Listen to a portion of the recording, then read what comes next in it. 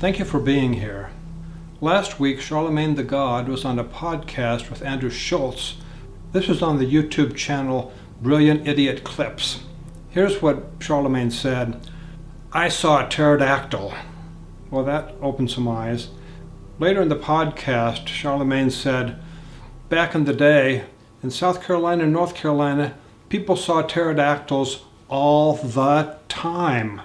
And he emphasized those words, all the time. Well, who is seeing pterodactyls? Listen, this is about the truth about what people are actually seeing. Why do they see pterodactyls, or why do they say they see pterodactyls? This is not just back in the 1980s when Charlamagne's referring to. This has been recent years and recent decades. For example, the eyewitness Susan Wooten in South Carolina, she saw a pterodactyl. She was driving in the clear middle of the day, following her friend who was driving in front of her. She said she saw this huge flying creature, like a humongous bat, but it had a long tail, and it flew over the highway, crossed right in front of her, and it was huge. Well, what is going on here? Why is this person saying this? They saw this huge bat. This is a few decades ago. It wasn't just back then. People in recent years are seeing pterodactyls, but why do they say they see pterodactyls?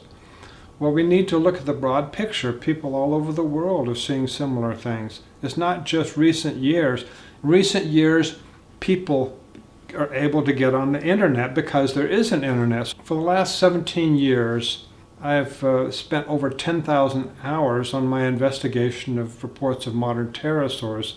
Some of my associates have spent between a few hundred hours and perhaps 2,000 hours. I tell you, and the hundreds of reports I've received directly from eyewitnesses all over the world, many of the descriptions are strikingly similar.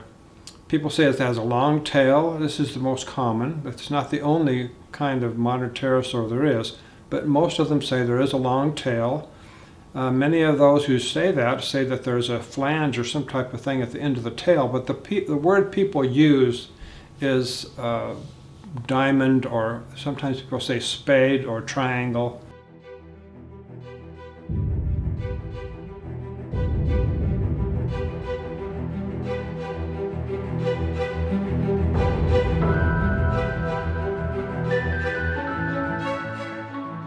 The sighting by Eskin Kuhn in 1971, he was a U.S. Marine at Guantanamo Bay, and he drew a sketch right after, just minutes after he saw these two pterodactyls flying right by in clear daylight. And he had no drugs, no alcohol, no nothing. He put it to memory. He's a very talented artist.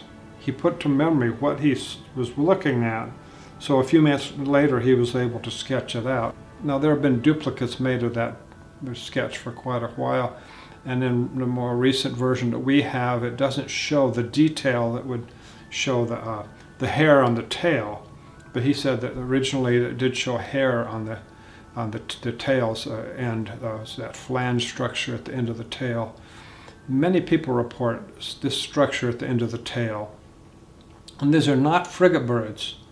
Some of these sightings are in Utah, in Kansas. This is many hundreds of miles away from the ocean. Frigate birds are oceanic birds. They hardly ever land. They are in flight most of their lives, and they're over the ocean. And they do not fly inland for hundreds of miles to congregate in Kansas or Utah.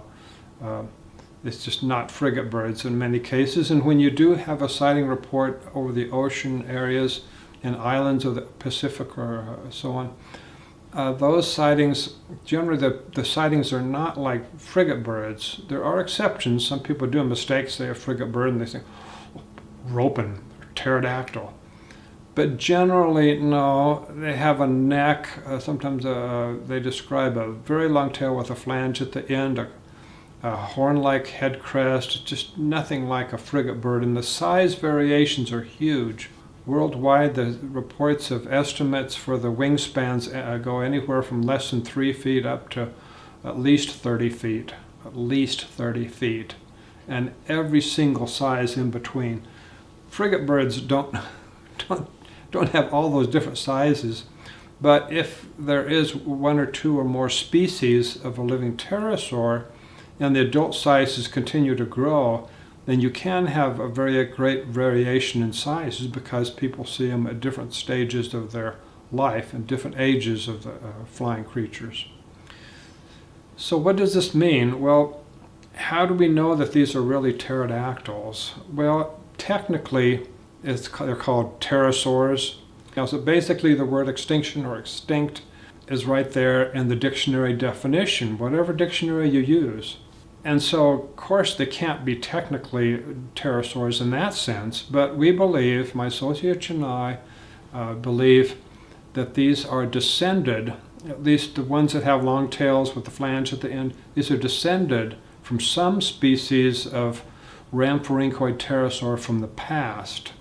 That's our opinion, and we hold to that. We have the hundreds of eyewitnesses over many years.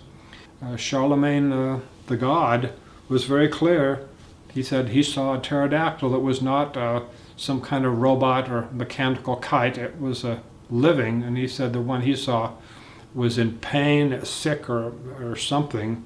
It was messed up, and it got to the ground, and it was in pain when he saw it on the ground.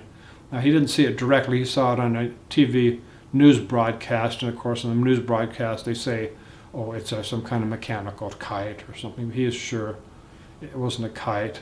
Many eyewitnesses I've communicated with over the years from many different parts of the world, including North America, including the United States, including North Carolina and South Carolina, they're sure what they saw. They know about common birds and so on. It's not what they see. Just to watch the videos on this channel. Well, there's dozens of videos you can watch and find out what's going on with these sightings in different places, and decide for yourself what you want to think. Thank you.